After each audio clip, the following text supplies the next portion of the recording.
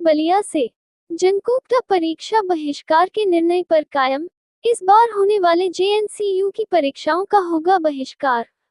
अब खबर विस्तार से। बलिया में आज दूसरे दिन भी काली पट्टी बांधकर जनकोटा का विरोध प्रदर्शन जेएनसीयू के कुलपति के खिलाफ जारी रहा। पदाधिकारियों का कहना है कि यदि महाविद्यालयीय शिक्षकों की मांग को अनसुना किया गया तो 7 दिसंबर से होने वाली परीक्षा का बहिष्कार होकर रहेगा। जननायक चंद्रशेखर विश्वविद्यालय बलिया के कुलपति, कुलसचिव और वित्त अधिकारी की तानाशाही के कारण 27 नवंबर 2024 को जनकोटा की बैठक Murli Manohar town PG college के राजेंद्र प्रसाद सभागार में अध्यक्ष डॉक्टर अखिलेश कुमार राय और महामंत्री डॉक्टर अवनीश चंद पांडेय के नेतृत्व में हुई, जिसमें सर्वसम्मति से निर्णय लिया गया कि विश्वविद्यालय द्वारा जो निरंकुशता और तानाशाही जारी है उसके खिलाफ अब बिना परीक्षा का बहिष्कार किए विश्वविद्यालय प्रशासन हमारी मांग को सुनने वाला नहीं है। विश्वविद्यालय में प्रायोगिक परीक्षाओं का भुगतान एक मजाक बनाकर के रह गया है और विश्वविद्यालय की स्थापना से ही तमाम बहाने बना करके और तमाम अवैधानिक नियम पारित करके प्रैक्टिकल के भुगतान को रोक दिया गया है। लिहाजा बाहरी विश्वविद्यालय का कोई भी परीक्षक जननायक चंद्रशेखर विश्वविद्यालय के प्रयोगात्मक परीक्षाओं के परीक्षक के रूप में आने को तैयार नहीं है। बाह्य एवं आंतरिक परीक्षकों के 4-4 वर्षों के भुगतान लंबित हैं। उत्तर प्रदेश बलिया से संवाददाता सुरेंद्र गुप्ता की रिपोर्ट, न्यूज़ वीपी से। Associate professor doctor Divya Mishra, Kunwar Singh PG college, अंग्रेजी विभाग से हूँ। मैम, बात की जाए, आप लोग यहाँ पे प्रदर्शन कर रही हैं, क्या प्रदर्शन है और क्या आप लोगों की मांगे हैं? देखिए, पिछले कई वर्षों से जब से लगभग विश्वविद्यालय की शुरुआत हुई है, रिसर्च स्कॉलर्स को हम लोग पहले भी पढ़ाए हैं, लेकिन कोई भुगतान या कोई हम लोग को नहीं हुआ है। क्योंकि हम लोग विश्वविद्यालय के अंग हैं तो हम लोग पढ़ा देते हैं, लेकिन अब ये परंपरा बन गई है कि आप भुगतान नहीं करेंगे, शिक्षक पढ़ाएंगे। हम तो अपना कार्य कर ही रहे हैं महाविद्यालय में, सुबह से आगे शाम तक हम लोग कक्षाएं ले रहे हैं, लेकिन अतिरिक्त कक्षाएं अगर ये सारे विश्वविद्यालयों में सब जगह भुगतान होता है। कानपुर विश्वविद्यालय का अगर आप उदाहरण लीजिए, वहाँ पे रिसर्च अगर स्कॉलर्स को आप लेक्चर दे रहे हैं तो 1500 प्रति लेक्चर दिया जाता है। और हम लोग पिछले कई वर्षों से इस कार्य को कर रहे हैं, लेकिन आज तक हमारी कोई हमें पेमेंट नहीं मिला और ना ही हमारी कोई सुनवाई हो रही है। इसलिए हम लोग आंदोलन पर मजबूर हैं। तो क्या जो 7 तारीख से बच्चों का एग्जाम होने वाला है तो पेमेंट नहीं होगा तो क्या आप लोग? बिल्कुल, हम लोग अपने संघ के साथ हैं। संघ ने अगर निर्णय लिया है तो सभी शिक्षक उनका साथ देंगे और हम लोग संघ की आवाज को ही हम लोग बुलंद करेंगे। क्या मांग रहेगा कुलपति महोदय से? कुलपति महोदय से सबसे पहले तो हमारा वो पिछला भुगतान क्लियर करें। हम लोग पिछले कई साल से 3 साल से हम लोग परीक्षाएं का कोई भुगतान नहीं मिला है, उससे पहले से भी हो सकता है, और तुरंत हमारा भुगतान करके कोई भी देखिए आर्थिक हानि कोई नहीं बर्दाश्त करेगा। और हम लोग कर रहे हैं, हम लोग क्लासेस भी ले रहे हैं, वो तो हमारा कार्य है, लेकिन अगर परीक्षा अगर आप करवा रहे हैं तो पहले हमारा पिछला भुगतान क्लियर करिए। दूसरा, रिसर्च स्कॉलर जो है परीक्षा हो रही है, हम लोग क्लासेस के लिए दबाव बना जा रहा है, लेकिन एक ही स्कॉलर के पास जो है, एक शिक्षक के पास 4-4 रिसर्च स्कॉलर हो पा रहे हैं, और बाकी हम लोग विश्वविद्यालय में जो है वो अपना ले रहे हैं, और हम लोग जो है कॉलेज में हम लोग तक आ ही नहीं पा रहे हैं।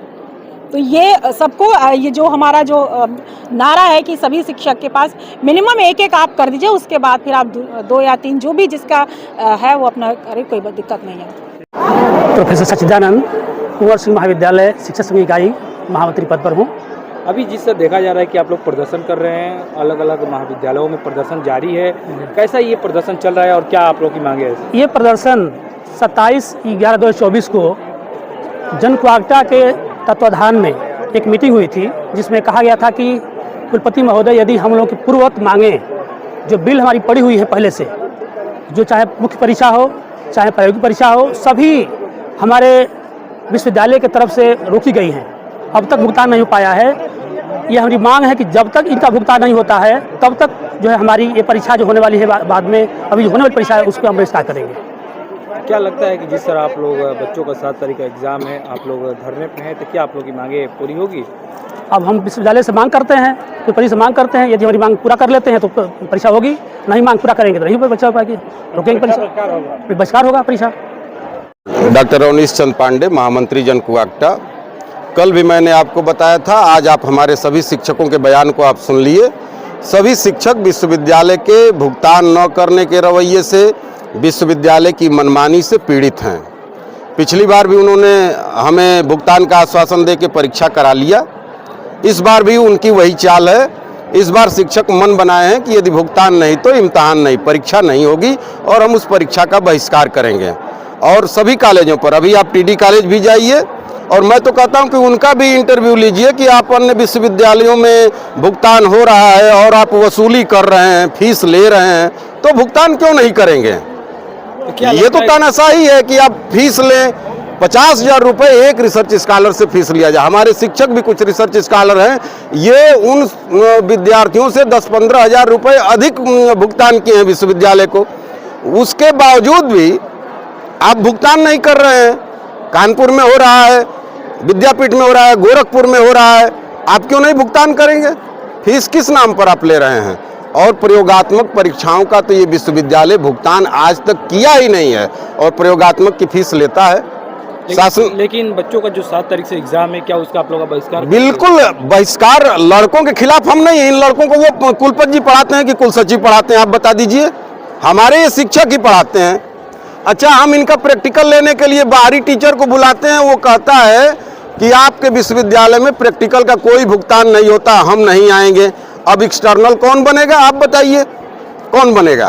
इन्हीं बच्चों के लिए तो उस एक्सटर्नल को यहाँ बुलाया जाता है। और जब वो मना कर दे रहा है कि आपके यहाँ भुगतान ही नहीं होता, तो हम पॉकेट से कई बार खर्च, और क्यों करें? ये भी तो गलत है कि हम अपने पॉकेट से करें, यह भी गलत है। और कुलपति जी फीस वसूल करते हैं तो उसको क्यों दे नहीं रहे हैं? और रजिस्ट्रार क्यों नहीं दे रहे हैं? फाइनेंस ऑफिसर क्यों नहीं दे रहे हैं? क्या हमारे पैसे से वो क्या करना चाहते हैं, क्या किए हैं? जब से विश्वविद्यालय है, एक भी प्रयोगात्मक परीक्षा का भुगतान नहीं हुआ है। वह 10-5 लोगों को पहचान लिए हैं, उन 10-5 लोगों को एनुअल पैनल के नाम पर विशेष सुविधाएं प्रदान करते हैं, वह उनकी वकालत करते हैं और सामान्य शिक्षकों के साथ इस पूरे विश्वविद्यालय में अन्याय हो रहा है। मैं उन 10 लोगों के साथ भले ना हूं, लेकिन सभी शिक्षकों के साथ हूं और इनकी मंशा के अनुरूप यदि कुलपति जी काम नहीं करेंगे तो हम परीक्षा का बहिष्कार करेंगे। मेरा नाम डॉक्टर मंजीत सिंह है, असिस्टेंट प्रोफेसर हिंदी के रूप में हूँ, यहाँ कार्यरत हूँ। ये कैसा धरना आप लोग का चल रहा है? धरना बस 2-3 बिंदुओं को लेकर। पहली शोध की बात है, क्योंकि शोध जो है पूरे विश्वविद्यालय का है। हम भले कॉलेज के लिए कहने के लिए, लेकिन हमें विश्वविद्यालय के ही टीचर हैं, वहीं से हम जुड़े हुए हैं। तो ये कहाँ का नियम है कि विश्वविद्यालय के टीचर अलग है, कॉलेज का अलग है?